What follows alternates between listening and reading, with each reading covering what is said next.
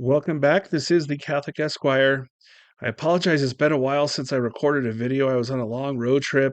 I visited many traditional Catholic parishes, including the Immaculata in St. Mary's, Kansas. There's a lot of things I wanted to talk about with those parishes I observed. It was all good, it was beautiful, it was great. But while I was on this road trip, I did sadly spend a lot of time on social media during some downtimes. And many of you are probably aware there was a big blow up, as expected, about World Youth Day. It turned out to be the Catholic Woodstock we all expected, maybe even worse. One of the major controversies that came out of that, at least on social media anyway, was this DJ priest that was asked and invited to come and DJ uh, songs like a rock show song at World Youth Day. Now, what's problematic about this is several things. First, while at World Youth Day, he set up his little DJ table, his rock table, and it was right in front of an altar. There were clearly vested priests around him. It was very irreverent and some would argue sacrilegious to conduct a rock show as a priest using rock and roll, maybe even heavy metal music, right in front of an altar where the sacrifice of the Holy Mass is going to or did take place. As people started to look into this, they looked into this background of this priest, this Padre Guilherme, who resides in Portugal and is actually, I believe, a parish priest there. And it turns out this is what this priest does. He's a DJ and he conducts, I'm assuming in addition to his priestly duties, rock shows for, I suppose, to raise money at times uh, for a Catholic audience, I suppose. But these rock shows, arguably very disco heavy, it has a rave feeling to them. They were posted on YouTube, and that's how everybody knows about these things. And naturally, people went and watched the videos on YouTube and drew some conclusions. And some of those conclusions that they drew were these rock shows put on by this priest who's DJing the show were satanic. These were clearly satanic uh, events. It appeared to be very evil, sacrilegious.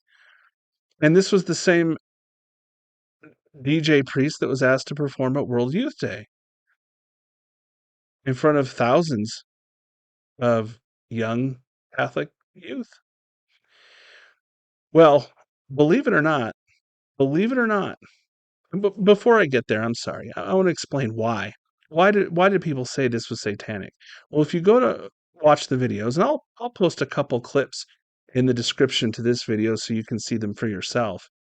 But what you're going to see when you view these videos, you're going to see one begins with the Ave Maria in Latin being prayed, so you can see there's going to be a religious overtone to this. This isn't simply fun and games.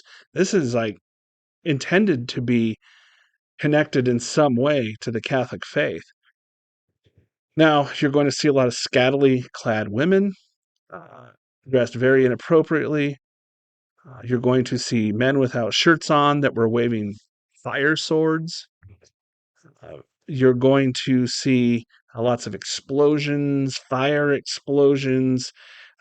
You're going to hear that booming bass that you'll typically hear, that that type of music that's tended to create a lustful atmosphere. Typically, if you would go to a rave type setting or a nightclub, I mean, it's just unbelievable. Um, Young people walking around dancing with hardly any clothes on, um, with this type of music, but making it even worse, you're going to see a couple of the videos where some of the audience, the attendees of the show were wearing devil's horns. You'll see one man have a cross painted down the side of his face like this. You're going to hear bells. The DJ, he actually plays bells to replicate the sound of the bells at the sacrifice of the Holy Mass. I mean, clearly, anyone who watches this understands what's happening here. It's a mockery of the sacrifice of the Holy Mass and the Catholic faith. That's what it was. And it appeared to be satanic because of the clothing they were wearing, the devil's horns. Gee, there's a tip off. Now, I understand this was a Halloween show. Okay. But this is being DJ'd by a Catholic priest. The whole thing is ridiculous. It's sacrilegious, it's terrible.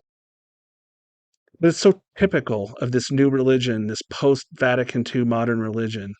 It's kind of garbage. And this is supposed to bring people to Christ when they're sitting there mocking it, mocking the Mass? Unreal. Well, sure enough, social media, people come out to defend this stuff. But what's shocking, it wasn't just liberal Catholics that were coming out and defending this priest and this type of shows and his appearance at World Youth Day to influence thousands of young people. No, it wasn't just liberals. It was also the mainstream conservative Catholic media, including Trent Horn, Catholic Answers, who on social media defended these actions. And you know what his defense was? He said, we're being too quick to judge since we don't know the intentions of the people who were conducting this, or we don't really know if it was satanic if we don't have more information. We were jumping to conclusions in a very uncharitable way, essentially. I'm paraphrasing. But he was defending it. He was saying there was no evidence that this was really satanic. Okay, interesting argument. This reminds me a lot of the argument they made after the Pachamama incident in 2019 when they said, "Oh, you don't really know if this is idol worship or not. It's not idol worship. There's no evidence this is idol worship." With these Pachamama statues put out in the garden with people bowing and prostrating themselves in front of it and bringing these uh, uh, plants, these Pachamama plants, and placing them on the altar during mass. That's not idol worship. You can't prove that without more evidence. Well, all of this spurned in me the desire to explain in this video a little bit more about what evidence actually is. And I know something about evidence because I've been a trial lawyer for 15 years. I'm no longer in active practice, but I have also served as a mediator and an arbitrator. I know what evidence is and how it works. And so I wanted to give you a brief introduction to the concept of evidence. And so when you see things with your plain eyes and you're told that what you're seeing is not proof that something exists, just keep these few principles in mind, okay? So the first thing you need to know about evidence is that there's direct evidence. And direct evidence is evidence that is based on personal knowledge or observation, and that, if true, proves a fact without inference or presumption. Okay.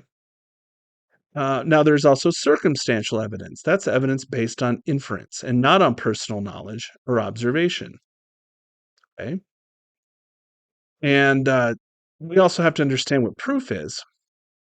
Proof is the establishment or refutation of an alleged fact by evidence. Okay. So, those are the three basic concepts to understand.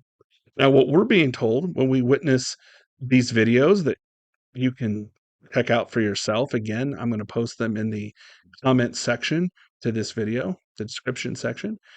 You're being told that you don't have evidence that that's satanic. Well, what's the problem with that? Of course, we have evidence that's satanic. I'm looking at it, I'm observing it, I have personal observation of it. That is direct evidence. I can draw a conclusion based on what I see, based on what they were wearing, based on the music, based on the sacrilegious nature of the event. Yeah, it it looks satanic. That's the conclusion. That's the conclusion. Now what they want you to do is they don't feel I can draw any conclusion. I have to just reject what I see in front of me, and it's my job to go and investigate what's really going on there. I have to get inside the mind of these people, and unless do that type of investigation, I have no right to draw a conclusion based on what is posted in the public for everyone to see. Do you guys understand that's actually a form of gaslighting? Okay. What they're asking you to do is to deny what's right in front of your face. You have evidence. It's direct evidence. You can see it. All right. And you can draw a conclusion from it. Now, in a court of law, you may have a burden of proof. So you have to show enough evidence, maybe by preponderance of the evidence or beyond a reasonable doubt that a certain fact is true. But we don't have burdens of proof when we're reading news articles or social media. We can just draw a conclusion, and that's okay because it's a fair and reasonable conclusion to draw. Now, if this priest or someone else really wants to defend this, maybe they can go do the investigation, the discovery, and produce evidence that no, what we were saying, in fact, was not what we were seeing and observing, and it was something totally else. And if that ever happens, fine, I'll be happy to come back and revisit this video. I don't think that's going to happen. So, my friends, the point of all of this is that we have to be on our guard for this type of argumentation that modernists are very prone to use. They're trying to tell you that what you see and observe with your own eyes is not real, or that even if you see it and it is real, you still can't draw any conclusions from it. Because then they charge you and call you names like uncharitable and schismatic. These are very juvenile arguments. It's very low level stuff. The real world doesn't work like that. Common sense doesn't work like that. And that's the beauty of traditionalism is it always is about establishing reality, acknowledging reality when we see it, not lying, making up lies, or deceiving ourselves and family members in order to reach a political conclusion that we really want to get to.